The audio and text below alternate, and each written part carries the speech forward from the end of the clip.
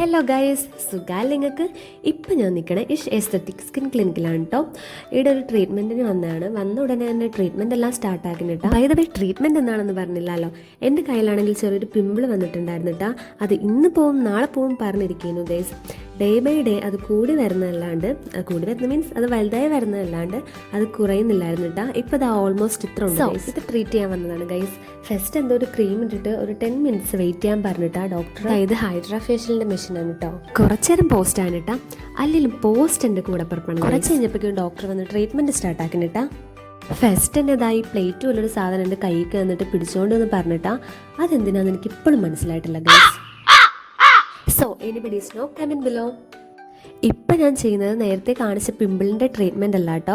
എൻ്റെ under ആംസിലാണെങ്കിൽ skin tags ഉണ്ടായിരുന്നു. Skin tags എന്ന് പറഞ്ഞാൽ ഈ പാലുണ്ണി അതുണ്ടായിരുന്നു. അപ്പോൾ അത് റിമൂവ് ചെയ്യുന്ന ട്രീറ്റ്മെൻറ്റാണ് ഇപ്പോൾ ചെയ്തുകൊണ്ടിരിക്കുന്നത്. അതിങ്ങനെ ചെറുതായിട്ട് വരുന്നതല്ലായിരുന്നു കേട്ടോ. അപ്പോൾ ഡോക്ടറിനെ കാണിച്ചപ്പോഴേക്ക് ഡോക്ടറാണ് പറഞ്ഞത് അത് റിമൂവ് ചെയ്തുകൊണ്ട് അങ്ങനെ വെച്ചുകൊണ്ടിരിക്കുന്നത്. ട്രീറ്റ്മെൻറ്റ് സ്റ്റാർട്ട് ചെയ്തപ്പോഴാണ് ഗൈസ് ആ നഗ്നമായ സത്യം ഞാൻ മനസ്സിലാക്കിയത്.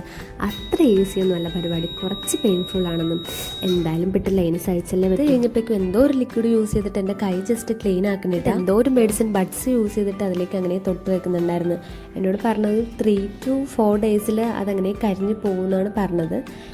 ട്രീറ്റ്മെൻ്റ് എല്ലാം കഴിഞ്ഞ് ഒരു ഓയിൻമെൻറ്റ് വാങ്ങി ഞാൻ ഹോസ്പിറ്റലിൽ നിന്ന് ഇറങ്ങിയിട്ട് എന്നിട്ടാണെങ്കിൽ വയർ കത്തിയെന്നു ഗൈസ്. ടൈം ഓൾമോസ്റ്റ് ഒരു 5 o'clock ആയിട്ടാ.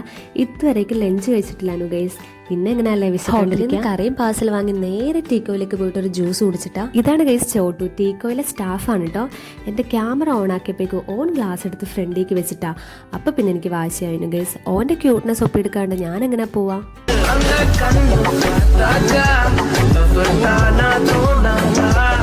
അങ്ങനെ ഓൻ്റെ കയ്യിൽ നിന്നും കിട്ടാനുള്ള എല്ലാം വാങ്ങിയിട്ട് ഞാൻ റൂമിലേക്ക് പോയി. ആരും പേടിക്കേണ്ട ഗൈസ്, ഇത് എൻ്റെ ഷാഹിൻ്റെയും ചപ്പൽസ് ആണ് കേട്ടോ.